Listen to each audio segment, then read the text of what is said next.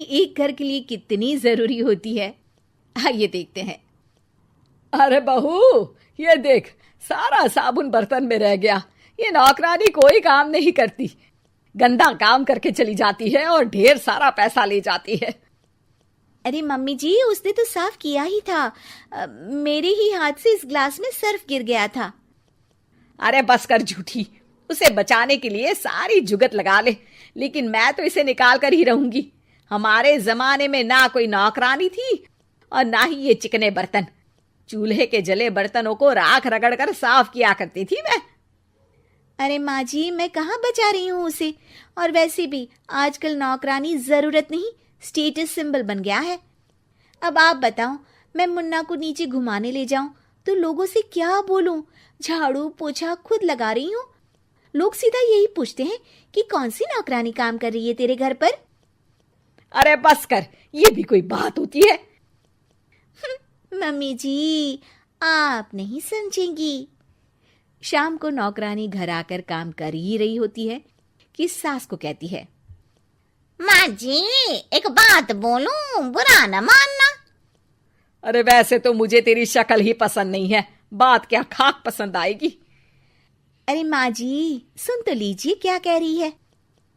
तो मैंने कौन सा उसका मुंह पकड़ लिया है? अरे माँ जी, वो लाल साड़ी पहनती हो ना, ना पहना करो। सास का गुस्सा अब तो 7वें आसमान पर होता है। अरे वाह जी वाह, क्यों ना पहना करूं? और तू होती कौन है ये बताने वाली कि मैं क्या पहनूं क्या ना पहनूं? अरे माँ जी, पूरी बात तो सुन लो, वो बोलना क्या चाह रही है। अरे बुरा न मानो आंटी जी। अरे कौन है आंटी? अपनी उम्र देखी है तूने? 2-4 साल ही छोटी होगी मुझसे और मुझे आंटी बोल रही है। बहू सर पर हाथ रख लेती है। अरे अच्छी खासी उम्र दराज हो और आंटी ना बोलूं? मैं तुम्हारी बहू से भी 4 साल छोटी हूं। क्यों दीदी? बोलती भी क्या, एक तरफ सास यानी पति की माँ, तो दूसरी तरफ नौकरानी जिसके बिना घर का काम नहीं चल सकता। वो दरअसल माँ जी की शादी में बहुत जल्दी हो गई थी ना। अच्छा ये झगड़ा छोड़ो, ये बताओ तुम माँ जी को लाल साड़ी पहनने से क्यों मना कर रही हो? वो ना, इनकी उम्र की सारी औरतें सोसाइटी में इनके लिए बात करती हैं कि तुम्हारी सास बुढ़ी घोड़ी लाल लगाम है। बहू को ये सुनकर गुस्सा आ जाता है। अरे वाह वाह, कौन बोलता है जी?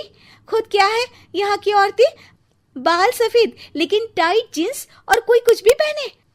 अरे पहनना हमारा निजी हक है, किसी को कुछ हक नहीं बनता कि वो मेरी सास के लिए कुछ बोले। मैं आज ही जाकर माँ जी के लिए लाल जींस लेकर आऊंगी, फिर देखो कोई क्या बोलता है। अरे चुप लाल जींस। अरे सुन नौकरानी की बच्ची, जाकर बोल दे उन लोगों से कि उन लोगों की तरह मैं उड़ती नहीं फिरती हूँ घर बार छोड़कर। अपने बच्चों और नाती पोतों में मन लगाती हूँ, ना कि सारा दिन ताश के पत्तों में आंख गड़ाकर 3 पत्ती खेलूं। नौकरानी वहां से चली जाती है। वैसे बहू, नौकरानी के क्या फायदे हैं ये तो पता नहीं, लेकिन सबसे अच्छा तो ये कि पता चल जाता है कि कौन किसके लिए क्या बोल रहा है। सोसाइटी में तेरा नौकरानी रखने का इरादा बिल्कुल ठीक था। अगले दिन उन लोगों के घर की बेल बजती है। बहू दरवाजा खोलती है कि सामने कुछ औरतें खड़ी होती हैं। अरे बहू, कहाँ है तेरी सास? बुला जरा। अरे बहन जी, आप सारी एक साथ आइए आइए, कैसे आना हुआ? अरे 3 पत्ते खेलने आई हैं, क्यों खेलोगी? क्यों नहीं क्यों नहीं, वैसे भी बड़े दिन हो गए, एंटरटेनमेंट हुआ नहीं।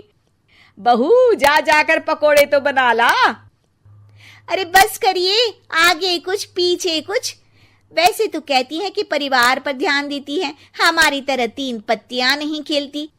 हमने कौन सा परिवार छोड़ दिया? सास सक पका जाती है।